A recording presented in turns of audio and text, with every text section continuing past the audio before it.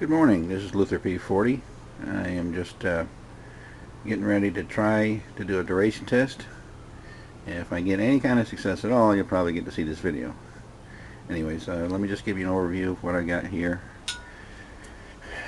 I've got my watt meter so I can record the overall watts being used by the system. I've got regulated power supply, switch mode power supply, good to 23 amps.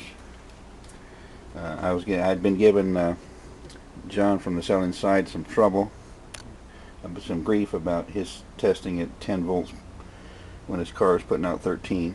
So I figured, well, I'm just as guilty because my system, the battery and battery charger can't keep up with what this cell can accept for current. So I figured, well, now I've increased my limitation to 23 amps. But it's also going to be regulated, so I'm hoping, my expectation is the voltage will always be the same. There's my scope, show you the waveform that's on there. It's going to be measuring DC. You'll see that there's a waveform right there. If there's anything worth watching or pointing out, I'll point that out to you. This meter is going to be amps, but technically it's the millivolts from the shunt. So whatever reading you see from that, it's going to be 1/2 of that. I'm going to be taking temperature readings all over the place. I want to make sure I don't have any weak spots or hot spots. I'm going to be taking measurements of my voltage, millivolts, and the overall watts. And we're trying to do it on 5-minute intervals. So this is this is actually the tank.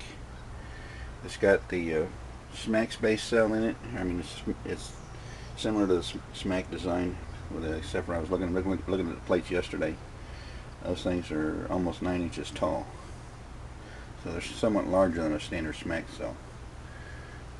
If you can't hardly make it out, but the fluid, this is actually a cell with a reservoir attached. My fluid level is actually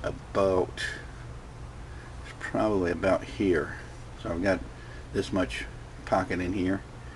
So I'll be able to see. The purpose of that is I don't want any air in here. The last time I had to terminate the test because this terminal back here got hot. And I wasn't happy with that because I figured I was just headed on the way to explosion. It's tied together at the bottom, it's tied together at the top, and my gas output is actually up here. And I don't know if you can make it out, but this lid is screwed down far enough. It's got a layer. I added a layer of water to it.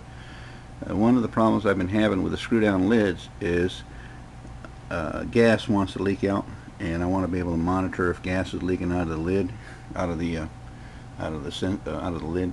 What I'm expecting down here is if I am leaking out, that the solution will come out the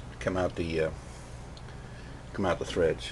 So anyways, this is basically I'm going to be doing the 500 milliliter test, 540 milliliter test for my measurements. The problem with the smaller bottle, the 340 milliliter, this thing, the last time I ran this thing, I ran so daggone fast that I could not get to the start and stop button on the stopwatch fast enough. So that's my 500 milliliter bottle, so give me more time for starting and stopping. I've got that's my hose. It's going to tie from the end of this is the safety bubbler.